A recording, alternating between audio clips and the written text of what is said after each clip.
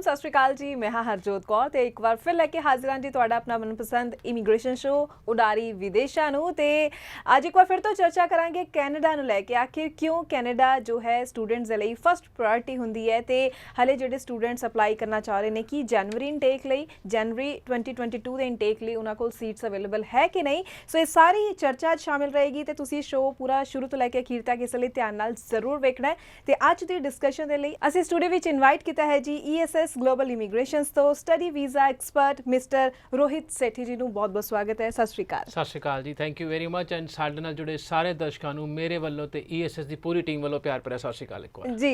सब तो पहला ना मैं यही जानना चाहूँगी, लाइक आप हमेशा वेखते हैं कि कैनेडा ही फस्ट प्रायोरिटी होंदी है स्टूडेंट्स की, चाहे बहुत अच्छी प्रोफाइल है चाहे वीक प्रोफाइल है, हर एक की कोशिश है कि असीं कैनेडा ही पहुँच जाइए।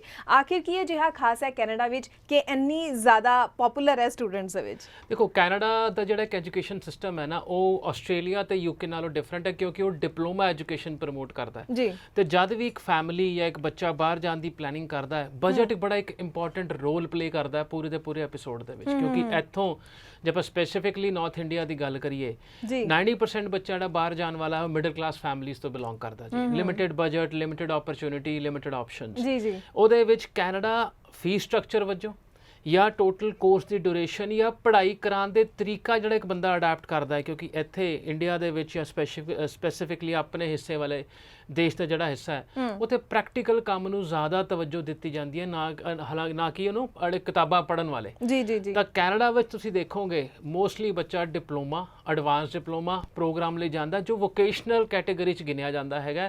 हत्थ वाला काम ज़्यादा है, किताबां वाला काम घट है। तो इसे करके बजट एक फैक्टर है, पढ़ाई समझण दा या कराने दा तरीका एक फैक्टर है, एंड उस तो इलावा कैनेडा विच हरेक दा किते ना किते रैफरेंस अज तो 50 साल पहला बसाया होया पंजाबियों ने कैनेडा नूं, वो एक बड़ा खिच बन जाता है एक बच्चे के डिसीजन वास्ते भी मैं कित्थे पढ़न जावां। इसे करके कैनेडा बड़ा पॉपुलर है अपने youth they which basically. Parents नूं भी थोड़ा सेफ लगता है कि अपनी कम्यूनिटी उत्थे है, पंजाबी उत्थे ने, तो शायद बच्चा जाएगा तो उन्होंने जो है सारे माहौल विच रचना जो है सौखा हो जाएगा ना। तो चलो अगे गल करिए जो कि सवाल लगातार ने स्टूडेंट्स दे कि हुण की अगर स्टूडेंट्स अप्लाई करते हैं तो जनवरी इनटेक लई सीट्स उन्होंने मिल सकदियां ने? देखो सैप्टेंबर का जो आज का स्कोर आया है जो वॉक इन शुरू होया ऑफिस दे विच बड़ा वधिया स्कोर देखने को मिला। मोस्टली बच्चों ने आज का बड़ा वधिया स्कोर हिट किया है इस बार, तो वह जनवरी दी सीटां लभदे पए ने। हाँ जी। अगेन जे तुहाडा बैकग्राउंड कॉमर्स का है, +2 तुसीं कॉमर्स की, आर्ट्स की है और BA BCom है एंड और हॉस्पिटैलिटी च कीता है, तो ये प्रोफाइल कुछ प्रोफाइलों नूं तां ऑप्शन मिल जाणगियां। टोरंटो दे विच, वैनकूवर दे विच एंड अपने क्यूबेक दे विच जिहड़े 2-2 साल के कोर्सेज हुंदे ने, एंड इन वर्क परमिट कॉलेज जिहड़े आपां जिथे आपां बच्चा जांदा है जी, ते वो सीटां जनवरी च है। पर अक्टूबर जिहड़ा महीना है वो लास्ट मंथ रहेगा जनवरी इनटेक वास्ते, क्योंकि मोस्टली अक्टूबर 15 और अक्टूबर 28 आ 2 तरीका ने जद कि मोस्टली कॉलेजेस ने अपनी क्लोजिंग डिक्लेयर करती है भी असीं इस तो बाद जनवरी दी एप्लीकेशन नहीं लवांगे। ओके जी जी जी बिल्कुल। सो ये सवाल उन्होंने सारे स्टूडेंट्स का जो लगातार सानू सवाल भेजते हैं कि असीं हुण भी अप्लाई करिए तो की सानू सीट मिल जाएगी। सो मैनू पूरी उम्मीद है कि तुहानू ये सवाल जरूर क्लीयर हो चुका होएगा। अगर आपां हुण गल करिए सक्सैस रेट की, तो SDS दा आपां मानते हैं कि बहुत अच्छी प्रोफाइल्स होंदी SDS कैटेगरी विच चले जाती है, लेकिन जो नॉन SDS है उन्होंने जो सक्सैस रेट है किस तरीके नाल देख सकते हैं कि उन्होंने वीज़ाज आ रहे हैं? देखो नॉन SDS ते SDS सिर्फ डॉक्यूमेंटेशन का फर्क है, डिसीजन मेकिंग पावर का फर्क बिल्कुल नहीं है जी जी। तुसीं ये देखो नॉन SDS ते SDS दे विच या SDS जिहड़े रिफ्यूजल आते हैं क्यों आते हैं जी जी, 2 रिफ्यूजल के मोटे मोटे कारण 2161 क्लॉज पर्पस ऑफ विजिट जिन्होंने कहा जाता है जी, और second is your propose program. You know uh दोनों बड़े पॉपुलर रीजन रहंदे ने SDS प्रोफाइल दे विच भी। एक SDS प्रोफाइल जिहदे कि 6 बैंड ओवरऑल ते ईच है, प्लस उन्हें +2 की है, गैप है, ग्रेजुएशन की है, गैप है और इवन फ्रैश प्रोफाइल है जी जी, जिहड़ा कोर्स अगे लैके जांदा है वो बहुत मायने रखता है। इसे प्लेटफॉर्म ते लास्ट वीक मैं एक छोटा जिहा एग्जाम्पल दिता सी मास्टर्स ऑफ एजुकेशन वाले बच्चे दा जी जी, जिस चो 14 साल दी बिजनेस करन तो बाद MEd करन चले सीगे, तां ओहदे कोल 7.5 बैंड सी, 7 बैंड सीगे जी। SDS क्वालीफाइंग प्रोफाइल वधिया यूनिवर्सिटी जांदे पे ने, उत्थे कॉलेज भी नहीं यूनिवर्सिटी दे विच, बट कोर्स वीज़ा ऑफिसर दी समझ तो बाहर है भी ये ਕੋਰਸ ਕਿਉਂ ਲੋੜ ਹੈ ਇਸ ਬੰਦੇ ਨੂੰ ਅੱਜ ਇਹ ਕੋਰਸ ਕਰਨ ਦੀ। ਤਾਂ ਉਹ ਇਹੋ ਜਿਹੀ ਪ੍ਰੋਫਾਈਲਸ ਦੇ ਵਿੱਚ ਜਿਹੜੀ ਚੀਜ਼ ਆਂਦੀ ਹੈ ਦੈਟ ਜਿਹੜਾ ਕੋਰਸ ਸਿਲੈਕਸ਼ਨ ਹੈ ਉਹ ਬੜਾ ਮਾਇਨੇ ਰੱਖਦਾ। ਹੁਣ ਤੁਸੀਂ ਇਹੀ ਚੱਕ ਕੇ ਨੌਨ SGS ਲੈ ਜਾਓ, ਉੱਥੇ ਬੜਾ ਸਿੰਪਲ ਜਿਹਾ ਫਾਰਮੂਲਾ ਲਿਸਨਿੰਗ ਦੇ ਵਿੱਚ 1 5.5 ਹੈ, ਬਾਕੀਆਂ 6 ਹੈ। ਦੇਖੋ ਆਜ ਦਾ ਜਿਹੜਾ ਮੋਡਿਊਲ 4 ਹਿੱਸਿਆਂ 'ਚ ਵੰਡਿਆ ਹੁੰਦਾ ਨਾ, ਉਹ ਕਿਸੇ ਕਾਰਨ ਵੰਡਿਆ ਹੁੰਦਾ। ਜੀ ਜੀ। ਕਿਸ ਕਾਰਨ ਵੰਡਿਆ ਹੁੰਦਾ ਵੀ ਕਿਸ ਹਰੇਕ ਮੋਡਿਊਲ ਦਾ ਅਗਲੀ ਪੜ੍ਹਾਈ ਨਾਲ ਤੁਹਾਨੂੰ ਸੰਬੰਧ ਕਿਤੇ ਨਾ ਕਿਤੇ ਹੈਗਾ। ਇਹਨੂੰ ਤੁਸੀਂ PR ਦੀ ਐਪਲੀਕੇਸ਼ਨ ਨਾਲ ਜੋੜੋ। ਜਦ ਤੁਸੀਂ ਆਪਣੇ PR ਦਾ ਆਲ ਸਕੋਰ ਕਰਨ ਜਾਂਦੇ ਹੋ ਤੁਹਾਨੂੰ 8777 ਕਿਹਾ ਜਾਂਦਾ ਹੈ। ਇੱਕ 'ਚ 8 ਚਾਹੀਦਾ। ਕਿਉਂ? ਕਿਉਂਕਿ ਉਹ ਸਕਿੱਲ ਜ਼ਿਆਦਾ ਵਰਤਿਆ ਜਾਣਾ ਤੁਹਾਡੀ PR ਵਾਲੀ ਜ਼ਿੰਦਗੀ ਦੇ ਵਿੱਚ। ਉਸੇ ਤਰੀਕੇ ਨਾਲ ਤੁਸੀਂ ਨੌਨ SGS ਫਾਈਲਿੰਗ ਕਰਦੇ ਹੋ, ਕੋਰਸ ਉਹ ਲੈਣੇ ਹੈਗੇ ਹੋ ਜਿਸ 1 5.5 ਜਿਸ ਤੁਹਾਡੇ ਸਕੋਰ ਹੈਗੇ ਹੈ, ਬਟ ਉਹਦੀ ਇੰਪੋਰਟੈਂਸ ਹੈ ਪੂਰੇ ਦੇ ਪੂਰੇ ਕੋਰਸ ਦੇ ਵਿੱਚ, ਤਾਂ ਰਿਫਿਊਜ਼ਲ ਦਾ ਰੀਜ਼ਨ ਬਣਦਾ 2161B, ਜਿਹੜਾ ਲੋ ਲੈਂਗੁਏਜ ਸਕਿੱਲ, ਵੀ ਜਿਹੜਾ ਸਕਿੱਲ ਇਸ ਕੋਰਸ ਵਾਸਤੇ ਚਾਹੀਦਾ ਹੈ ਤੁਹਾਡਾ ਉਹੀ ਘੱਟ ਹੈ, ਤਾਂ ਤੁਸੀਂ ਕਿਤੇ ਨਾ ਕਿਤੇ ਲਾਇਬਲ ਨਹੀਂ ਹੈਗੇ ਉਹ ਕੋਰਸ ਪੂਰਾ ਕਰਨ ਲਈ। ਤੁਸੀਂ ਕੋਰਸ ਨਹੀਂ ਪੂਰਾ ਕਰ ਪਾਓਗੇ, ਸਟਰਗਲ ਕਰੋਗੇ। ਠੀਕ ਹੈ। ਸਕਸੈਸ SGS ਦਾ ਡੈਫੀਨੇਟਲੀ ਜ਼ਿਆਦਾ, ਕਿਉਂਕਿ ਹਰੇਕ ਮੋਡਿਊਲ 6 ਆਉਂਦੇ ਨੇ, ਤਾਂ 2161B ਜਿਹੜਾ ਕਲੌਜ਼ ਹੈ ਉਹ ਦੇਖਿਆ ਨਹੀਂ ਜਾਂਦਾ ਨੌਨ SGS ਦੇ ਵਿੱਚ। ਦੂਜੇ ਕਾਰਨਾਂ ਕਰਕੇ ਰਿਫਿਊਜ਼ਲ ਆਉਂਦਾ ਹੈ। ਜਿਹੜਾ ਨੌਨ SGS ਆ ਗਿਆ ਉਹ ਤੁਹਾਡਾ 2161B ਔਰ 2161 ਜਿਹੜਾ ਪਰਪਸ ਆਫ ਵਿਜ਼ਿਟ ਪਲੱਸ ਲੋ ਲੈਂਗੁਏਜ ਕੋਰਸ ਨੇ ਉਹਨਾਂ ਕਰਕੇ ਹਿੱਟ ਹੁੰਦਾ ਹੈ। ਤੇ ਇਹਨੂੰ ਤੁਸੀਂ ਪਹਿਲੇ ਐਪਲੀਕੇਸ਼ਨ 'ਚ ਐਡਰੈਸ ਕਰ ਲਓ ਤੇ ਕਿਤੇ ਨਾ ਕਿਤੇ ਉਹ ਵੀਜ਼ਾ ਸਕਸੈਸ ਵਧਾ ਦੇਗਾ। ਇਹਨੂੰ ਛੋਟਾ ਜਿਹਾ ਨਾਲ ਸਟੇਟਮੈਂਟ ਨਾਲ ਸਪੋਰਟ ਕਰਦਾ ਹੈ। ਤੁਸੀਂ ਅੱਜ ਵੀ ਕਈ ਕਾਲਜ ਦੇਖੋ ਉੱਥੇ ਉਹ 1 5.5 ਮੋਡਿਊਲ ਲੈਂਦੇ ਪਏ ਨੇ। ਕਮਿਊਨਿਟੀ ਕਾਲਜ ਹੈਗੇ ਨੇ, ਕੋਰਸ ਸਪੈਸੀਫਿਕ ਕਾਲਜ ਹੈਗੇ ਨੇ, ਉਹ ਕਿਉਂ ਲੈਂਦੇ ਪਏ ਨੇ ਜੇ ਉਹਨਾਂ ਨੇ ਵੀਜ਼ਾ ਨਹੀਂ ਦੇਖਣਾ। ਬਟ ਉਹ 1 5.5 ਕਿਸ 'ਚ ਹੈ, ਇਹਨੂੰ ਕੋਈ ਤਵੱਜੋ ਨਹੀਂ ਦਿੰਦਾ ਵੀਜ਼ਾ ਫਾਈਲਿੰਗ ਵਾਸਤੇ, ਬਟ ਹਾਈ ਕਮਿਸ਼ਨ ਉਹਨੂੰ ਇੰਪੋਰਟੈਂਸ ਦਿੰਦਾ ਹੈ।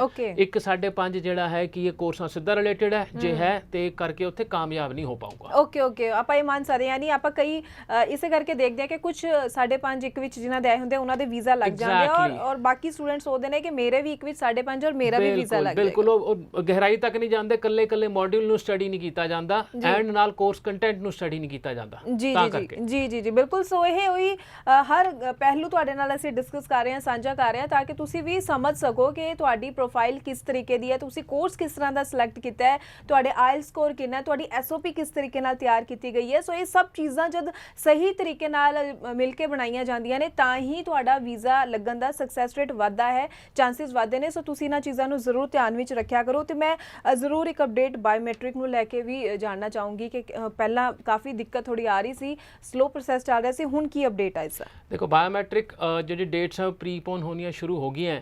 ਹਾਊਐਵਰ ਜਿਹੜਾ ਆਪਣਾ ਹਿੱਸਾ ਹੈਗਾ north India the, Chandigarh and Jalandhar ਜਿੱਥੇ VFS ਹੈ ਬੇਸਿਕਲੀ, ਉੱਥੇ ਹਜੇ ਵੀ ਸਟਰਗਲ ਆਉਂਦਾ ਪਿਆ। Student should be open that ਮੈਂ ਬਾਇਓਮੈਟ੍ਰਿਕ ਕਿਤੇ ਵੀ ਕਰਾਵਾਂ। ਹੁਣ ਇਹ ਚੀਜ਼ ਜਿੱਥੇ ਬਾਇਓਮੈਟ੍ਰਿਕ ਨਹੀਂ ਹੁੰਦੇ, ਕੋਈ ਮੈਸੇਜ ਵੀ ਸਰਕੂਲੇਟ ਹੋਣੇ ਸ਼ੁਰੂ ਹੋਏ ਸੀ, ਪੈਸੇ ਲੈ ਕੇ ਬਾਇਓਮੈਟ੍ਰਿਕ ਹੋ ਜਾਂਦੇ ਨੇ। ਹੁਣ ਮੈਂ ਉੱਥੇ ਇੱਕ ਛੋਟੀ ਜਿਹੀ ਇਨਫੋਰਮੇਸ਼ਨ ਤੁਹਾਨੂੰ ਸਭ ਨੂੰ ਦੇਣਾ ਚਾਹਾਂਗਾ। ਅੱਜ ਤੁਸੀਂ CIC ਦੇ ਪੋਰਟਲ ਤੇ ਜਾ ਕੇ ਪ੍ਰੋਸੈਸਿੰਗ ਟਾਈਮ ਚੈੱਕ ਕਰਦੇ ਹੋ, 13 ਹਫ਼ਤੇ ਦਾ ਪ੍ਰੋਸੈਸਿੰਗ ਟਾਈਮ ਦਿਖਾਉਂਦਾ ਪਿਆ ਹਾਈ ਕਮਿਸ਼ਨ ਦਾ। ਦੈਟ ਇੱਕ ਸਟੂਡੈਂਟ ਵੀਜ਼ਾ ਐਪਲੀਕੇਸ਼ਨ 13 ਹਫ਼ਤਿਆਂ ਦੇ ਵਿੱਚ ਉਹ ਥਰੂ ਕਰਨਗੇ। ਦੈਟ ਮੀਨ ਜਨਵਰੀ ਇਨਟੇਕ 'ਚ ਫਾਈਲ ਲਾਉਣ ਦਾ ਇਹ ਸਹੀ ਸਮਾਂ ਹੈਗਾ, ਤਾਂ ਕਿ ਪ੍ਰੋਪਰ ਟਾਈਮ ਮਿਲ ਜਾਂਦਾ, ਫਿਰ ਉਹ ਆਨਲਾਈਨ ਜਾਂ ਐਕਸਟੈਂਸ਼ਨ ਦੇ ਚੱਕਰ 'ਚ ਨਹੀਂ ਜਾਣਾ ਪੈਣਾ। ਬਿਲਕੁਲ। ਹੁਣ ਜੇ ਅੱਜ ਤੁਸੀਂ ਆਪਣੀ ਬਾਇਓਮੈਟ੍ਰਿਕ ਤੁਹਾਡੇ ਕੋਲ ਆਫਰ ਲੈਟਰ ਹੱਥ ਵਿੱਚ ਹੈਗਾ, ਫੀਸ ਦੇ ਚੁੱਕੇ ਹੋ, ਕਿਸੇ ਵੀ ਸਟੇਜ ਤੇ ਹੋ, ਅੱਜ ਹੀ ਆਪਣਾ ਬਾਇਓਮੈਟ੍ਰਿਕ ਬੁੱਕ ਕਰਾ ਲਓ। ਜਿੱਥੇ ਵੀ ਮਿਲਦਾ ਹੈ, ਹੈਦਰਾਬਾਦ ਮਿਲਦਾ ਹੈ, ਬੰਬੇ ਮਿਲਦਾ, ਕਿਤੇ ਵੀ ਮਿਲਦਾ, at least get your biometric book done. ਉਸ ਤੋਂ ਬਾਅਦ ਉਹਨੂੰ ਪ੍ਰੀਪੋਨ ਕਰਾਉਣ ਦੀ ਕੋਸ਼ਿਸ਼ ਕਰੀ ਚੱਲੋ ਵਿਦਿਨ ਦਾ ਪ੍ਰੋਸੈਸ। ਬਜਾਏ ਖੜੇ ਪੈਰ ਤੇ BIL ਦੀ ਵੇਟ ਕਰਨਾ ਵੀ ਇੰਸਟਰਕਸ਼ਨ ਲੈਟਰ ਆਣਗੇ ਮੈਂ ਉਦੋਂ ਬਾਇਓਮੈਟ੍ਰਿਕ ਲਵਾਂਗਾ, ਉਦੋਂ ਫਿਰ ਰਸ਼ ਪਏਗਾ ਤੇ ਬਹੁਤ ਸਾਰਾ ਸਟੂਡੈਂਟ ਰਹਿ ਜਾਏਗਾ, ਮਿਸ ਕਰ ਜਾਏਗਾ ਜਨਵਰੀ ਇਨਟੇਕ ਨੂੰ। ਤਾਂ ਅੱਜ ਤੁਹਾਡੇ ਕੋਲ ਟਾਈਮ ਹੈ ਉਹਨੂੰ ਪਹਿਲਾਂ ਹੀ ਪਲੈਨਿੰਗ ਕਰਕੇ ਆਪਣੀ ਅਪਾਇੰਟਮੈਂਟ ਬੁੱਕ ਕਰਾਉਣ ਦਾ। ਫਿਰ ਉਹਨੂੰ ਦੇਖੀ ਚਲੋ ਪ੍ਰੀਪੋਨ ਕਿੱਥੇ ਮਿਲਦੀ ਹੈ ਮੈਨੂੰ, ਮਹੀਨਾ ਪਹਿਲਾਂ ਮਿਲਦੀ ਹੈ, 13 ਦਿਨ ਪਹਿਲਾਂ ਮਿਲਦੀ ਹੈ। ਕੰਸੀਡਰਿੰਗ 13 ਹਫ਼ਤੇ ਦਾ ਪ੍ਰੋਸੈਸਿੰਗ ਟਾਈਮ ਹੈ ਤੇ ਤੁਸੀਂ within that time he biometric ਹੋਣੇ ਚਾਹੀਦੇ ਹੈ। ਜੇ ਪ੍ਰੋਸੈਸਿੰਗ ਟਾਈਮ 2 ਹਫ਼ਤੇ ਹੋਵੇ then I can understand biometric ਮੈਨੂੰ 8 ਹਫ਼ਤੇ ਬਾਅਦ ਮਿਲਦੀ ਹੈ, ਉਹ ਪੈਨਿਕ ਵਾਲਾ ਟਾਈਮ ਹੈ ਵੀ 2 ਹਫ਼ਤਿਆਂ 'ਚ ਮੈਸੀ ਰੈਡੀ ਹੋ ਜਾਊਗੀ ਤੇ ਮੇਰੇ ਬਾਇਓਮੈਟ੍ਰਿਕ ਨਹੀਂ ਹੋਏ। ਪਰ ਜੇ 13 ਹਫ਼ਤੇ ਪ੍ਰੋਸੈਸਿੰਗ ਟਾਈਮ ਹੈ, ਬਾਇਓਮੈਟ੍ਰਿਕ ਮੇਰਾ 6ਵੇਂ ਹਫ਼ਤੇ ਵੀ ਹੁੰਦਾ ਪਿਆ, ਮੈਂ ਵਿਦਿਨ ਟਾਈਮ ਹੀ ਆਪਣਾ ਸਾਰਾ ਪ੍ਰੋਸੈਸ ਕਰਦਾ ਪਿਆ, ਉੱਥੇ ਉਸ ਵਾਸਤੇ ਪੈਨਿਕ ਹੋਣ ਦੀ ਲੋੜ ਨਹੀਂ ਹੈਗੀ, ਥੋੜੀ ਪਲੈਨਿੰਗ ਦੀ ਲੋੜ ਹੈ ਬਸ। ਬਿਲਕੁਲ ਸਹੀ ਕਿਹਾ ਤੁਸੀਂ, ਕਿਉਂਕਿ ਸਹੀ ਟਾਈਮ ਤੇ ਸਹੀ ਡਿਸੀਜਨ ਲੈ ਕੇ ਹੀ ਤੁਸੀਂ ਸਾਰੀਆਂ ਚੀਜ਼ਾਂ ਨੂੰ ਮੈਨੇਜ ਕਰ ਸਕੋਗੇ। ਹੋਰ ਵੀ ਜਾਣਕਾਰੀ ਅਗਰ ਲੈਣਾ ਚਾਹੁੰਦੇ ਹੋਵੋ ਤਾਂ ਸਕਰੀਨ ਤੇ ਲਗਾਤਾਰ ਜੋ ਹੈ ਨੰਬਰ ਡਿਸਪਲੇ ਹੋ ਰਿਹਾ, ਇਸ ਉੱਪਰ ਕਾਲ ਕਰਕੇ ਤੁਸੀਂ ਹੋਰ ਜਾਣਕਾਰੀ ਲੈ ਸਕਦੇ ਹੋ। ਵਿਜ਼ਿਟ ਕਰਨਾ ਚਾਹੋ ਤਾਂ ਚੰਡੀਗੜ੍ਹ, ਲੁਧਿਆਣਾ, ਮੋਗਾ, ਬਠਿੰਡਾ, ਅੰਮ੍ਰਿਤਸਰ, ਜਲੰਧਰ, ਪਟਿਆਲਾ, ਕਰਨਾਲ, ਯਮੁਨਾ ਨਗਰ, ਅੰਬਾਲਾ, ਰੁਦਰਪੁਰ ਤੇ ਗੰਗਾ ਨਗਰ। ਇੱਥੇ ਨਾਲ ESS ਗਲੋਬਲ ਦੇ ਦੇ ਜੋ ਆਫਿਸਿਸ ਨੇ ਤੁਸੀਂ ਜਿੱਥੇ ਤੁਹਾਨੂੰ ਨੇੜੇ ਲੱਗਦਾ ਆਪਣੇ ਡਾਕੂਮੈਂਟਸ ਲੈ ਕੇ ਤੁਸੀਂ ਵਿਜ਼ਿਟ ਕਰ ਸਕਦੇ ਹੋ। ਸਹੀ ਤਰੀਕੇ ਨਾਲ ਅਸੈਸਮੈਂਟ ਤਾਂ ਹੀ ਹੋ ਸਕੇਗੀ ਜੇਕਰ ਤੁਸੀਂ ਆਪਣੇ ਡਾਕੂਮੈਂਟਸ ਲੈ ਕੇ ਆਓਗੇ। ਤੇ ਇੱਕ ਆਪਾਂ ਸੈਮੀਨਾਰਸ ਦੀ ਵੀ ਗੱਲ ਕਰ ਲਈਏ ਜੋ 5 ਅਕਤੂਬਰ ਤੋਂ 30 ਅਕਤੂਬਰ ਤੱਕ ESS ਗਲੋਬਲ ਵੱਲੋਂ ਸ਼ੁਰੂ ਕੀਤੇ ਗਏ ਨੇ, ਤੇ ਕਿਸ ਤਰ੍ਹਾਂ ਦਾ ਸਟੂਡੈਂਟਸ ਦਾ ਰਿਸਪੌਂਸ ਆ ਰਿਹਾ, ਕਿਸ ਤਰ੍ਹਾਂ ਦੀ ਕੁਐਰੀ ਸਟੂਡੈਂਟਸ ਦੀਆਂ ਆ ਰਹੀਆਂ ਨੇ? ਦੇਖੋ ਸਟੂਡੈਂਟਸ ਦੀ ਕੁਐਰੀ ਤਾਂ ਉਹੀ ਰਹਿੰਦੀ ਹੈ ਸੀਟ ਨੂੰ ਲੈ ਕੇ ਕਿ ਮੇਰਾ 1.5 ਵੀਜ਼ਾ ਲੱਗੂਗਾ ਜਾਂ 2.5 ਲੈ ਕੇ ਵੀਜ਼ਾ ਲੱਗੂਗਾ। ਬਿਲਕੁਲ ਜੀ, ਯੂ نو ਕੁਐਰੀਜ਼ ਨਹੀਂ ਬਦਲਦੀਆਂ ਕਿਉਂਕਿ ਸਟੂਡੈਂਟ ਦਾ ਸੈਟੀਸਫੈਕਸ਼ਨ ਲੈਵਲ ਕਿਤੇ ਨਾ ਕਿਤੇ ਆਂਦਾ ਨਹੀਂ ਹੈ।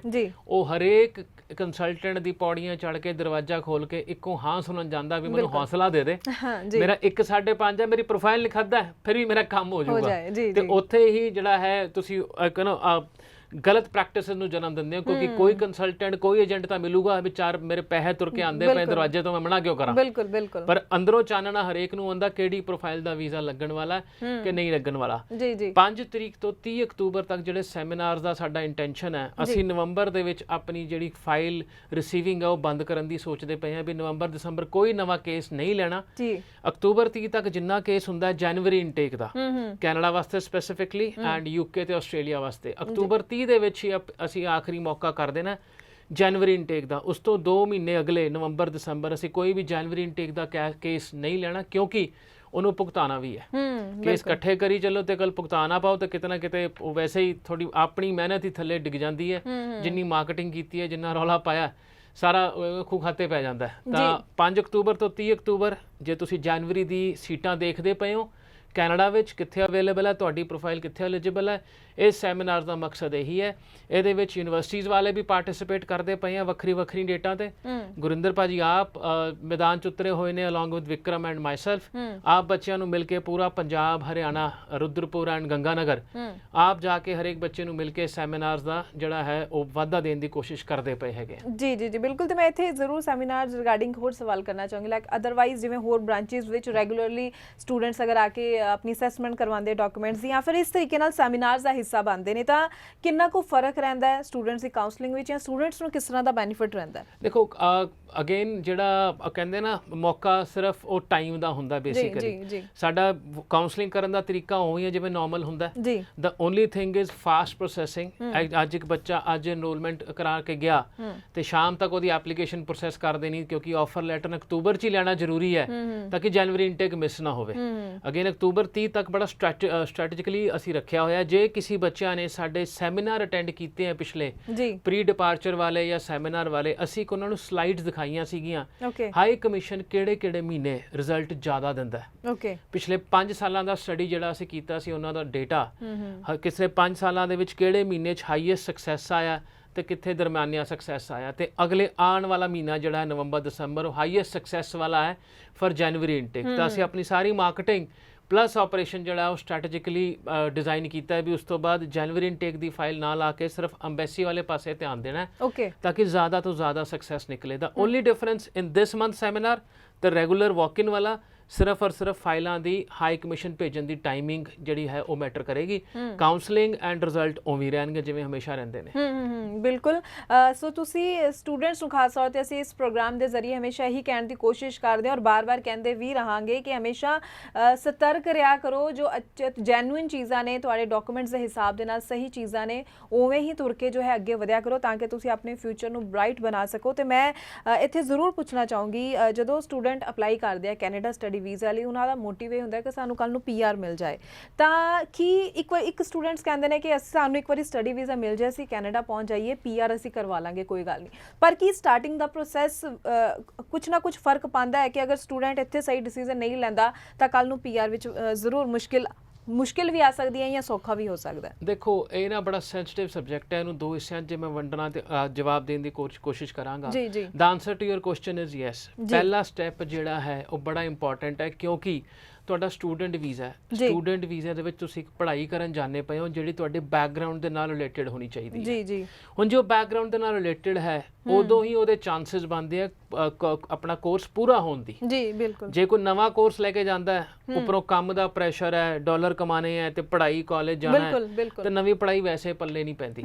ਜਿਹੜੇ ਸਟੈਟਿਸਟਿਕਸ ਕਹਿੰਦੇ ਨੇ ਕੈਨੇਡਾ ਦੇ ਨਹੀਂ ਆਸਟ੍ਰੇਲੀਆ ਦੇ ਟਾਈਮ ਦੇ 2008-9 ਦੇ ਉਸ ਤੋਂ ਬਾਅਦ ਜਿੰਨੇ ਵੀ ਸਟੈਟਿਸ ਕਢਾ ਕੇ ਦੇਖ ਲਓ ਜੇ ਕਿਸੇ ਬੱਚੇ ਨੇ ਕੋਰਸ ਚੇਂਜ ਕੀਤਾ ਜਾ ਕੇ ਉੱਥੇ ਉਹਦੇ ਪੀਆਰ ਦੇ ਚਾਂਸਸ ਆਟੋਮੈਟਿਕਲੀ ਘਟ ਜਾਂਦੇ ਨੇ ਓਕੇ ਕਿਉਂਕਿ ਉਹ ਨਵਾਂ ਕੋਰਸ ਹੈ ਸਿਰਫ ਉਹਦੇ ਕੋਰਸ ਲੈਣ ਦਾ ਮਕਸਦ 3 ਦਿਨ ਕਲਾਸਾਂ ਜਾਣ ਦਾ ਪੜ੍ਹਾਈ ਕਰਨ ਦਾ ਨਹੀਂ ਹੈ ਤਾਂ ਕਿ 4 ਦਿਨ ਉਹ ਕੰਮ ਕਰ ਸਕੇ ਜੇ ਫੋਕਸ ਹੀ ਪੜ੍ਹਾਈ ਤੋਂ ਕੰਮ ਦੇ ਉੱਤੇ ਆ ਗਿਆ ਕੱਲ ਤੁਹਾਨੂੰ ਜਦ ਪੋਸਟ ਸਟੱਡੀ ਵਰਕ ਵੀਜ਼ਾ ਮਿਲਣਾ ਹੈ ਤੇ ਉਸ ਵਿੱਚ ਜਿਹੜਾ ਕਿਉਂਕਿ ਪੜ੍ਹਾਈ ਕਿਤੇ ਉਹਦੇ ਮਨ ਨਾਲ ਤਾਂ ਕੀਤੀ ਨਹੀਂ ਹੈ ਪ੍ਰੋਪਰ ਮਨ ਦੇ ਨਾਲ ਸਿਰਫ ਇੱਕ ਵੀਜ਼ਾ ਸੰਭਲ ਨਹੀਂ ਕੀਤੀ ਹੋਈ ਹੈ ਜੀ ਜੌਬ ਨਹੀਂ ਮਿਲਣਾ ਹੁਣ ਜੌਬ ਨਹੀਂ ਮਿਲਣਾ ਤਾਂ ਉਹਨੇ ਕੰਪਰੋਮਾਈਜ਼ ਕਰਨਾ ਦੂਜੇ ਜੌਬਸ ਦੇ ਨਾਲ ਤੇ ਜਿਹੜਾ ਤੀਸਰੀ ਮੰਜ਼ਿਲ ਹੈ ਪੀਆਰ ਦੀ ਉਹ ਗਵਾਚ ਜਾਣੀ ਕਿਤੇ ਨਾ ਕਿਤੇ ਇੱਥੇ ਤੁਹਾਨੂੰ ਛੋਟਾ ਜਿਹਾ ਇੱਕ ਐਪੀਸੋਡ ਜੋ ਪਿਛਲੇ ਹਫਤੇ ਕਾਉਂਸਲਿੰਗ ਦੌਰਾਨ ਹੋਇਆ 2014 ਜਾਂ 15 ਦੇ ਵਿੱਚ ਇੱਕ ਮਾਂ-ਬਾਪ ਨੇ ਆਪਣੀ ਬੇਟੀ ਉੱਥੇ ਭੇਜੀ ਕੈਨੇਡਾ ਤੇ ਉਹਦੇ ਫਾਦਰ ਸਾਹਿਬ ਵੀ ਜਾ ਕੇ ਆਏ ਪਿਛਲੇ 2 ਸਾਲ ਪਹਿਲਾਂ ਕੈਨੇਡਾ ਮਿਲ ਕੇ ਆਏ ਕਨਵੋਕੇਸ਼ਨ ਹੋਣੀ ਸੀਗੀ ਚਿੱਠੀ ਆਈ ਸੀ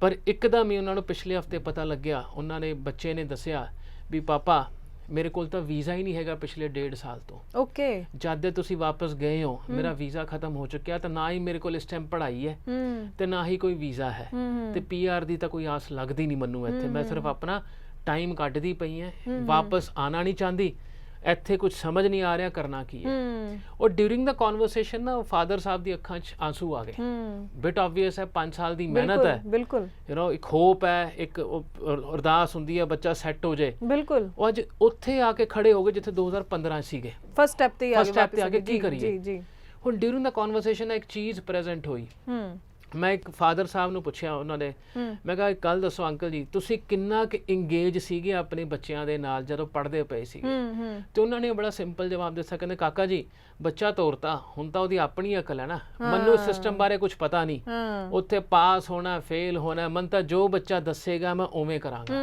ਮੈਂ ਕਿਹਾ ਬਿਲਕੁਲ ਠੀਕ ਹੈ ਮੈਂ ਕਿਹਾ ਇੱਕ ਹੋਰ ਗੱਲ ਦੱਸੋ ਤੁਸੀਂ ਹਫ਼ਤੇ 'ਚ ਕਿੰਨੀ ਵਾਰ ਗੱਲ ਕਰਦੇ ਸੀਗੇ ਕਹਿੰਦੇ ਉਹ ਜਿਹੜੀ 5-10 ਮਿੰਟ ਦੀ ਗੱਲ ਹੁੰਦੀ ਹੈ ਚਲੇ ਗਏ ਟਾਈਮ ਜ਼ੋਨ ਦਾ ਫਰਕ ਆ ਗਿਆ ਇੱਥੇ ਰਾਤ ਉੱਥੇ ਦਿਨ ਉਹ ਅਸੀਂ ਕੰਮਾਂ ਨੂੰ ਜਾਣੇ ਉਹਨਾਂ ਨੇ ਵਾਪਸ ਆਣਾ ਅਸੀਂ ਵਾਪਸ ਆਣੇ ਉਹਨਾਂ ਨੇ ਕੰਮਾਂ ਨੂੰ ਜਾਣਾ ਜਾਂ ਸਕੂਲ ਨੂੰ ਜਾਣਾ ਤੇ ਉਹ 5-10 ਮਿੰਟ ਦੀ ਕਾਲ ਜੀ ਮੈਂ ਕਿਹਾ ਤੁਹਾਨੂੰ ਲੱਗਦਾ ਨਹੀਂ ਪ੍ਰੋਬਲਮ ਇੱਥੇ ਹੈ ਇੱਕ 12ਵੀਂ ਪਾਸ ਬੱਚਾ ਤੁਸੀਂ ਭੇਜਿਆ ਜਦ ਉਹ ਉਹਨਾਂ ਮੈਚਿਓਰ ਤਾਂ ਹੈ ਹੀ ਨਹੀਂ ਹੈਗਾ ਜੀ ਉਸ ਸਰਕਲ ਚਲਾ ਗਿਆ ਜਿੱਥੇ ਸਰਕਲ ਦੇ ਵਿੱਚ ਸਾਰੇ ਦੇ ਸਾਰੇ ਬੱਚੇ ਇੱਕ ਪੈਸੇ ਪਿੱਛੇ ਭੱਜੇ ਹੋਏ ਆ ਤੇ ਕਿਸੇ ਨੂੰ ਇੰਪੋਰਟੈਂਸ ਨਹੀਂ ਪਤਾ ਪੜ੍ਹਾਈ ਦੀ ਬਿਲਕੁਲ ਕਿਉਂਕਿ ਉਹ ਪੀਆਰ ਨਹੀਂ ਲੈ ਕੇ ਦਿੰਦੀ ਹੁਣ ਜਦ ਕਿਸੇ ਬੱਚੇ ਨੂੰ ਪੀਆਰ ਨਹੀਂ ਮਿਲਦੀ ਨਾ ਮੈਂ ਇੱਕੋ ਸਵਾਲ ਪੁੱਛਣਾ ਇਹ ਤਾਂ ਨਹੀਂ ਤੇਰਾ ਨਾਮ ਉਹਨੂੰ ਪਸੰਦ ਨਹੀਂ ਆਇਆ ਵੀਜ਼ਾ ਅਫਸਰ ਨੂੰ ਵੀ ਤੈਨੂੰ ਪੀਆਰ ਨਹੀਂ ਦੇਣੀ ਤੇਰਾ ਨਾਮ ਨਹੀਂ ਵਧੀਆ ਬਿਲਕੁਲ ਬਿਲਕੁਲ ਜੀ ਤੇਰੇ ਕਰਮ ਨਹੀਂ ਵਧੀਆ ਭਰਾ ਜੋ ਕੀਤਾ ਇੱਥੇ ਕੈਨੇਡਾ ਆਸਟ੍ਰੇਲੀਆ ਦੇ ਵਿੱਚ ਉਹ ਨਹੀਂ ਵਧੀਆ ਤਾਂ ਕਿਤੇ ਪੀਆਰ ਦਾ ਜਿਹੜਾ ਹੈ ਉਹ ਤੁਹਾਨੂੰ ਦਿੱਕਤ ਆਂਦੀ ਪਈ ਹੈ ਤਾਂ ਉਸ ਕਨਵਰਸੇਸ਼ਨ 'ਚੋਂ ਇੱਕ ਚੀਜ਼ ਮੈਂ ਕੱਢੀ ਜਿਹੜੀ ਪੇਰੈਂਟਸ ਨਾਲ ਮੈਂ ਸ਼ੇਅਰ ਵੀ ਕੀਤੀ ਸੀ ਆਪਣੇ ਇੱਕ ਪ੍ਰੋਗਰਾਮ ਤੋਂ ਫੇਸਬੁੱਕ ਦੇ ਜੀ ਅੱਜ ਵੀ ਉਹ ਟਾਈਮ ਹੈ ਜਦ ਇੱਕ ਬੱਚਾ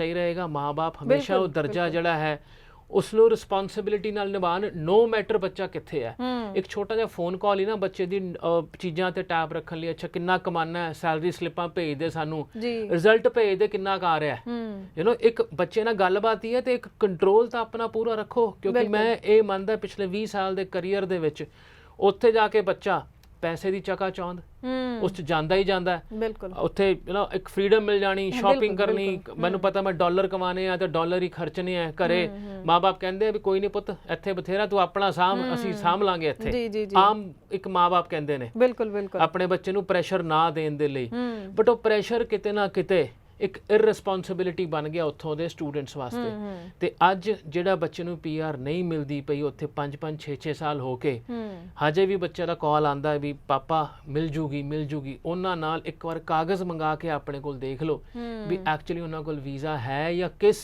ਸਟੇਜ ਤੋਂ ਗੁਜ਼ਰਦੇ ਪਏ ਨੇ ਐ ਨਾ ਹੋਵੇ ਇੱਕ 6 ਮਹੀਨੇ ਜਾਂ 2 ਸਾਲ ਮਗਰੋਂ ਤੁਹਾਨੂੰ ਉਹੀ ਚੀਜ਼ ਆਵੇ ਪੀਆਰ ਨਹੀਂ ਹੋਈ ਤੇ ਬੱਚਾ ਆ ਗਿਆ ਅਸੀਂ ਆਪਣੀ ਗਲਤੀਆਂ ਤੋਂ ਆਪ ਸਿੱਖਦੇ ਹਾਂ 2011 ਦੇ ਵਿੱਚ ਆਸਟ੍ਰੇਲੀਆ ਤੋਂ ਬਹੁਤ ਸਾਰਾ ਬੱਚਾ ਵਾਪਸ ਆਇਆ ਸੀ ਬਗੈਰ ਪੀਆਰ ਹੋਏ ਜੇ ਉਹ ਅੱਜ 2021 ਦੇ ਵਿੱਚ ਕੈਨੇਡਾ ਨੇ ਵੀ ਆਹੀ ਚੀਜ਼ ਕਰਨੀ ਹੈ ਤਾਂ ਆਪਾਂ ਕੁਝ ਸਿੱਖੇ ਨਹੀਂ ਉਹ ਗਲਤੀਆਂ ਤੋਂ ਵੀ ਬਿਲਕੁਲ ਬਿਲਕੁਲ ਸਹੀ ਤੁਹਾਡਾ ਰਾਈਟ ਹੈ ਤੇ ਤੁਹਾਡੀ ਰਿਸਪੌਂਸਿਬਿਲਿਟੀ ਹੈ ਆਪਣੇ ਬੱਚੇ ਦੇ ਨਾਲ ਮੋਢੇ ਨਾਲ ਮੋਢਾ ਮਿਲਾ ਕੇ ਚੱਲਣਾ ਟੂ ਦਾ ਪ੍ਰੋਸੈਸ ਜਦ ਤੱਕ ਬੱਚੇ ਦੀ ਪੀਆਰ ਨਹੀਂ ਹੁੰਦੀ ਬਿਲਕੁਲ ਸਹੀ ਕਿਹਾ ਤੁਸੀਂ ਇਹ ਤਾਂ ਸਮਝਣ ਵਾਲੀ ਗੱਲ ਵਾਕਈ ਹੈ ਪੇਰੈਂਟਸ ਲਈ ਕਿ +2 ਦਾ ਬੱਚਾ ਡਿਸੀਜਨ ਮੇਕਰ ਨਹੀਂ ਹੋ ਸਕਦਾ ਤੁਹਾਨੂੰ ਗਾਈਡ ਕਰਨਾ ਪਏਗਾ ਚਾਹੇ ਉਹ ਕੈਨੇਡਾ ਚਲਾ ਗਿਆ ਠੀਕ ਹੈ ਇੰਨਾ ਕੌਨਫੀਡੈਂਟ ਹੈ ਕਿ ਉਹ ਦੂਸਰੀ ਕੰਟਰੀ ਵਿੱਚ ਜਾ ਕੇ ਆਪਣੇ ਪੈਰਾਂ ਤੇ ਸਟੈਂਡ ਕਰ ਸਕਦਾ, ਲੇਕਿਨ ਫਿਰ ਵੀ ਜੋ ਪੇਰੈਂਟਸ ਦੀ ਗਾਈਡੈਂਸ ਹੈ ਉਹ ਤਾਂ ਸਾਰੀ ਉਮਰ ਬੱਚਿਆਂ ਨੂੰ ਚਾਹੀਦੀ ਹੀ ਹੁੰਦੀ ਹੈ। ਸੋ ਇਸ ਤਰੀਕੇ ਨਾਲ ਕਿਸੇ ਹੋਰ ਬੱਚੇ ਦੀ ਜੋ ਹੈ ਪ੍ਰੋਫਾਈਲ ਖਰਾਬ ਨਾ ਹੋਵੇ, ਇਸ ਲਈ ਬਹੁਤ ਜ਼ਰੂਰੀ ਹੈ ਕਿ ਇਹਨਾਂ ਚੀਜ਼ਾਂ ਤੋਂ ਤੁਸੀਂ ਜ਼ਰੂਰ ਜਾਗਰੂਕ ਰਹੋ। ਇਸੇ ਲਈ ਅਸੀਂ ਇਹ ਗੱਲਾਂ ਇਸ ਸ਼ੋਅ ਦੇ ਮਾਧਿਅਮ ਰਾਹੀਂ ਤੁਹਾਡੇ ਤੱਕ ਸਾਰਿਆਂ ਤੱਕ ਪਹੁੰਚਾਉਂਦੇ ਹਾਂ, ਤਾਂ ਕਿ ਤੁਸੀਂ ਇਹ ਗਲਤੀਆਂ ਕਰਕੇ ਆਪਣੀ ਪ੍ਰੋਫਾਈਲ ਖਰਾਬ ਨਾ ਕਰੋ ਜਾਂ ਆਪਣਾ ਫਿਊਚਰ ਖਰਾਬ ਨਾ ਕਰੋ। ਇੱਥੇ ਮੈਂ ਅੱਗੋਂ ਜਾਣਨਾ ਚਾਹੂੰਗੀ ਕਿ ਅਗਰ ਆਪਾਂ ਰਿਫਿਊਜ਼ਲਸ ਦੀ ਅੱਗੋਂ ਗੱਲ ਕਰ ਲਈਏ, ਕਿਉਂਕਿ ਬਹੁਤ ਸਾਰੀ ਗਿਣਤੀ ਵਿੱਚ ਰਿਫਿਊਜ਼ਲ ਵਾਲੇ ਸਟੂਡੈਂਟਸ ਵੀ ਬੈਠੇ ਹੋਏ ਨੇ ਜੋ ਹਤਾਸ਼ ਹੋ ਚੁੱਕੇ ਨੇ, ਉਮੀਦ ਛੱਡ ਚੁੱਕੇ ਨੇ। ਪਹਿਲਾਂ ਤਾਂ ਮੈਂ ਇਹੀ ਜਾਣਨਾ ਚਾਹੂੰਗੀ, ਲਾਈਕ ਤੁਹਾਡੇ ਕੋਲ ਬਹੁਤ ਸਾਰੇ ਸਟੂਡੈਂਟਸ ਆਉਂਦੇ, ਰਿਫਿਊਜ਼ਲ ਕੇਸਿਸ ਵਾਲੇ ਵੀ ਬਹੁਤ ਸਾਰੇ ਹੋਣੇ, ਆਖਿਰ ਜ਼ਿਆਦਾਤਰ ਆਪਾਂ ਮੇਨ ਪੁਆਇੰਟਸ ਦੀ ਗੱਲ ਕਰ ਲਈਏ, ਕਿਹੜੇ ਮੇਨ ਪੁਆਇੰਟਸ ਕਰਕੇ ਚੰਗੀ ਪ੍ਰੋਫਾਈਲਸ ਦੇ ਵੀ ਰਿਫਿਊਜ਼ਲਸ ਆ ਜਾਂਦੇ ਨੇ, ਕੀ ਕਾਰਨ ਮੇਨ ਰਹਿੰਦੇ ਨੇ? ਦੇਖੋ, ਸਭ ਤੋਂ ਪਹਿਲਾਂ ਜਿਹੜਾ ਐਸਡੀਐਸ ਕੁਆਲੀਫਾਈਂਗ ਵਾਲਾ ਕੈਟਾਗਰੀ ਹੈ ਉਹਦੇ ਵਿੱਚ ਤਾਂ ਕੋਰਸ ਦਾ ਹੀ ਕੋਈ ਨਾ ਕਿਤੇ ਖਲਾਰਾ ਪਿਆ ਹੁੰਦਾ ਜੀ ਜੀ, ਕਿਉਂਕਿ ਬੱਚਾ ਕੀ ਕਹਿੰਦਾ ਜਾ ਕੇ ਜਾਂ ਏਜੰਟ ਕੀ ਸਮਝਦਾ ਜਾਂ ਕੀ ਆਫਰ ਕਰਦਾ, ਮੈਂ ਇਸੇ ਕਾਲਜ ਜਾਣਾ ਕਿਉਂਕਿ ਮੇਰੇ ਰਿਸ਼ਤੇਦਾਰਾਂ ਦੇ ਘਰ ਦੇ ਨੇੜੇ ਹੈ, ਉਹ ਕੋਰਸ ਦੀ ਗੱਲ ਨਹੀਂ ਕਰਦਾ। ਹੁਣ ਉੱਥੇ 90% ਰਿਫਿਊਜ਼ਲ ਜਿਹੜੇ ਅਸੀਂ ਦੇਖੇ, ਉਹ ਇੱਕ ਪ੍ਰੋਗਰਾਮ ਹੁੰਦਾ ਜਰਨਲ ਆਰਟ ਐਂਡ ਸਾਇੰਸ, ਉਹਦੇ ਉੱਪਰ ਆਉਂਦੇ ਨੇ ਕਿਉਂਕਿ ਕੋਈ ਵੀ ਕਰ ਸਕਦਾ, ਸੀਟ ਮਿਲ ਜਾਂਦੀ ਹੈ ਉਹਦੇ ਵਿੱਚ।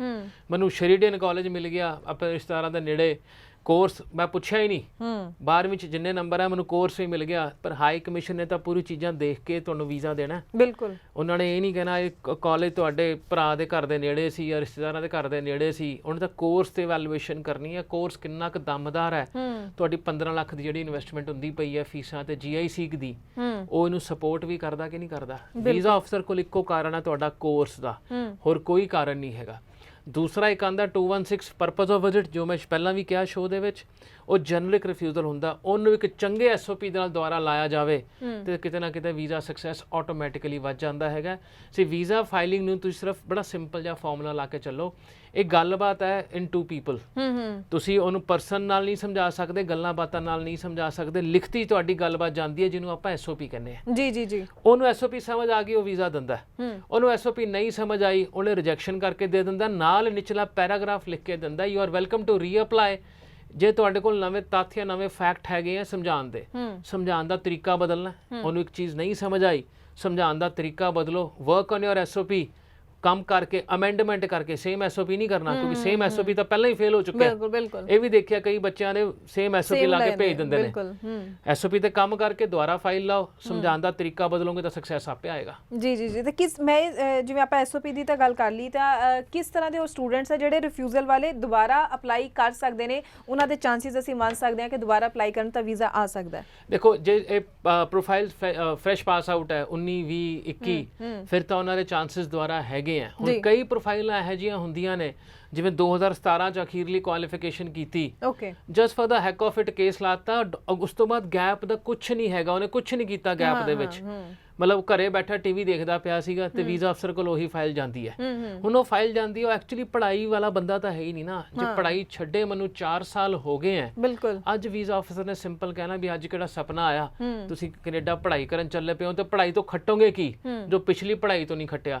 ਇਹੋ ਜਿਹੇ ਕੇਸਿਸ ਦਾ ਯੂ ਟਰਨ ਮਾਰਨਾ ਮੁਸ਼ਕਿਲ ਹੈ, ਕਿਉਂਕਿ ਉਹ ਗੈਪ ਉਹਨਾਂ ਦੀ ਪ੍ਰੋਫਾਈਲ ਦੇ ਵਿੱਚ ਇੱਕ ਨੈਗੇਟਿਵ ਇੰਪੈਕਟ ਬਣ ਕੇ ਆਉਂਦਾ ਹੈ। ਜੀ, ਜੇ ਪਿਛਲੀ ਪ੍ਰੋਫਾਈਲ ਦੇ ਵਿੱਚ ਕੁਝ ਇਹੋ ਜਿਹੀ ਇਨਫੋਰਮੇਸ਼ਨ ਗਈ ਹੈ ਜੋ ਤੁਹਾਨੂੰ ਕਰੰਟ ਪ੍ਰੋਫਾਈਲ ਦੇ ਵਿੱਚ ਫਾਇਦਾ ਦੀ ਜਗ੍ਹਾ ਨੁਕਸਾਨ ਕਰਦੀ ਪਈ ਹੈ, ਤਾਂ ਮੇਰੀ ਸਟਰੋਂਗ ਸੁਜੈਸ਼ਨ ਇਹ ਹੈ ਕੈਨੇਡਾ ਵੀਜ਼ਾ ਅਪਲਾਈ ਨਾ ਕਰੋ। ਦੁਬਾਰਾ ਰਿਜੈਕਟ ਹੋਏਗਾ, ਦੁਬਾਰਾ ਪੈਸਿਆਂ ਦਾ ਨੁਕਸਾਨ ਹੋਏਗਾ। ਉਹ ਕੰਟਰੀ ਫੜ ਲਓ ਜਿੱਥੇ ਕਿ ਤੁਹਾਡੀ ਪ੍ਰੋਫਾਈਲ ਕੈਟਰ ਕਰਦੀ ਹੈ, ਜਿਹੜਾ ਕੰਟਰੀ ਤੁਹਾਡੀ ਪ੍ਰੋਫਾਈਲ ਨੂੰ ਵੈਲਕਮ ਕਰਦਾ ਹੈਗਾ। ਜਾਂ ਇੱਕ ਨਵੀਂ ਸਲੇਟ ਤੇ ਚੀਜ਼ਾਂ ਲਿਖਣੀਆਂ ਆਪਣੇ ਹਿਸਾਬ ਨਾਲ ਲਿਖੋ। ਕੈਨੇਡਾ ਤੁਸੀਂ ਆਲਰੇਡੀ ਸਲੇਟ ਕਾਲੀ ਹੋ ਚੁੱਕੀ ਹੈ ਤੁਹਾਡੀ ਰਿਫਿਊਜ਼ਲ ਦੇ ਨਾਲ, ਹੁਣ ਨਵਾਂ ਜਿੰਨਾ ਮਰਜ਼ੀ ਮਿਟਾਉਣ ਦੀ ਕੋਸ਼ਿਸ਼ ਕਰੋ, ਨਹੀਂ ਮਿਟੇਗਾ। ਵੀਜ਼ਾ ਅਫਸਰ ਨੇ ਉੱਥੋਂ ਹੀ ਜੱਜ ਕਰਨਾ ਹੈ। ਬਿਲਕੁਲ ਸਹੀ ਕਿਹਾ ਤੁਸੀਂ। ਸੋ ਤੁਸੀਂ ਸਾਰੇ ਸਟੂਡੈਂਟਸ ਨੂੰ ਅਸੀਂ ਇਹੀ ਬਾਰ-ਬਾਰ ਜ਼ਰੂਰ ਕਹਿਣਾ ਚਾਹੁੰਦੇ ਹਾਂ, ਠੀਕ ਹੈ ਕਈ ਸਟੂਡੈਂਟਸ ਦੀ ਫਸਟ ਪ੍ਰਾਇੋਰਟੀ ਹੁੰਦੀ ਅਸੀਂ ਕੈਨੇਡਾ ਚਲੇ ਜਾਈਏ, ਲੇਕਿਨ ਅਗਰ ਤੁਹਾਡੀ ਪ੍ਰੋਫਾਈਲ ਉਹਦੇ ਲਈ ਸੂਟੇਬਲ ਨਹੀਂ ਹੈ ਤਾਂ ਤੁਸੀਂ ਕਿਸੇ ਏਜੰਟ ਨੂੰ ਇਹ ਮੌਕਾ ਨਾ ਦਿਓ ਕਿ ਉਹ ਤੁਹਾਨੂੰ ਠੱਗਦੇ ਜਾਣ। ਸੋ ਤੁਸੀਂ ਅੱਛੀ ਕਿਸੇ ਓਪਰਚੁਨਿਟੀ ਦਾ ਹੋਰ ਦਾ ਫਾਇਦਾ ਲੈ ਸਕਦੇ ਹੋ। ਹੋਰ ਕਈ ਕੰਟਰੀਜ਼ ਨੇ ਤੁਹਾਨੂੰ ਜਿੱਥੇ ਮੌਕੇ ਮਿਲ ਸਕਦੇ ਨੇ, ਸੋ ਉਹਨਾਂ ਮੌਕਿਆਂ ਦਾ ਫਾਇਦਾ ਲਓ ਅਤੇ ਆਪਣੇ ਫਿਊਚਰ ਨੂੰ ਬ੍ਰਾਈਟ ਬਣਾਓ ਔਰ ਸਹੀ ਤਰੀਕੇ ਨਾਲ ਜੈਨੂਇਨ ਵੇ ਦੇ ਨਾਲ ਹੀ ਅਪਲਾਈ ਕਰਕੇ ਆਪਣਾ ਵਿਦੇਸ਼ ਜਾਣ ਦਾ ਸੁਪਨਾ ਸਾਕਾਰ ਕਰਿਆ ਕਰੋ। ਤੇ ਤੁਹਾਡਾ ਬਹੁਤ ਬਹੁਤ ਧੰਨਵਾਦ ਇਹ ਸਾਰੀ ਜਾਣਕਾਰੀ ਤੁਸੀਂ ਸਾਡੇ ਦਰਸ਼ਕਾਂ ਨਾਲ ਸਾਂਝੀ ਕੀਤੀ, ਤੇ ਇਸ ਦੇ ਨਾਲ ਹੀ ਮੈਨੂੰ ਯਾਨੀ ਕਿ ਹਰਜੋਤ ਕੌਰ ਨੂੰ ਵੀ ਦਿਓ ਇਜਾਜ਼ਤ। ਧੰਨਵਾਦ। ਮੇਰਾ ਨਾਮ ਯਾਦਵਿੰਦਰ ਸਿੰਘ ਹੈ ਜੀ, ਮੈਂ ਫਾਜ਼ਿਲਕਾ ਡਿਸਟ੍ਰਿਕਟ ਤੋਂ ਬਿਲੋਂਗ ਕਰਦਾ ਤੇ ਮੈਂ 2017 ਦੇ ਵਿੱਚ ਆਪਣੀ +2 ਪਾਸ ਆਊਟ ਸੀਗਾ ਤੇ ਉਸ ਤੋਂ ਬਾਅਦ ਮੇਰਾ ਕੇਸ ਥੋੜਾ ਕੰਪਲਿਕੇਟਡ ਸੀਗਾ ਸਟੱਡੀ ਨੂੰ ਲੈ ਕੇ ਕੈਨੇਡਾ ਵਾਸਤੇ ਤੇ ਮੇਰੇ ਫਰੈਂਡ ਨੇ ਮੈਨੂੰ ਸੁਜੈਸਟ ਕੀਤਾ ESS ਗਲੋਬਲ ਵਿਜ਼ਿਟ ਕਰਨ ਲਈ ਤੇ ਜਦੋਂ ਮੈਂ ਕੀਤਾ ਤੇ ਸਾਰੀ ਟੀਮ ਨੇ ਬਹੁਤ ਵਧੀਆ ਵਰਕ ਕੀਤਾ ਮੇਰੇ ਕੇਸ ਤੇ ਮੈਂ ਸਪੈਸ਼ਲੀ ਥੈਂਕਸ ਕਰਦਾ ਅਮਨ ਸਰ ਦਾ। मैं किसी दिन गुरविंदर सर की वीडियो देखी, मैं बहुत इंस्पायर हुई कि हाँ किन्ने ईजी वे च सब कुछ एक्सप्लेन करते हैं। सो मैं डिसाइड किया कि रुद्रपुर च ESS ग्लोबल का जो ऑफिस है उत्थे जाके मैं एक बार कंसल्ट कर लवां। ਜਦੋਂ ਮੈਂ ਇੱਥੇ ਆਈ ਤੇ ਮੈਂ ਇੱਥੇ ਦੇ ਸਟਾਫ ਮੈਂਬਰਸ ਨੂੰ ਜਦੋਂ ਮਿਲੀ ਆਈ ਵਾਸ ਵੈਰੀ ਹੈਪੀ ਕਿ ਮੈਂ ਇਹਨਾਂ ਨੇ ਮੈਨੂੰ ਇੰਨੇ ਈਜ਼ੀ ਵੇ 'ਚ ਸਾਰੀ ਡਾਕੂਮੈਂਟੇਸ਼ਨ ਦੇ ਬਾਰੇ ਦੱਸਿਆ। ਫਿਰ ਮੈਂ ਆਪਣੀ ਫਾਈਲ ਪ੍ਰੋਸੈਸਿੰਗ ਸਟਾਰਟ ਕੀਤੀ ਐਂਡ ਅੱਜ ਫਾਈਨਲੀ ਮੈਨੂੰ ਆਪਣਾ ਵੀਜ਼ਾ ਮਿਲ ਗਿਆ।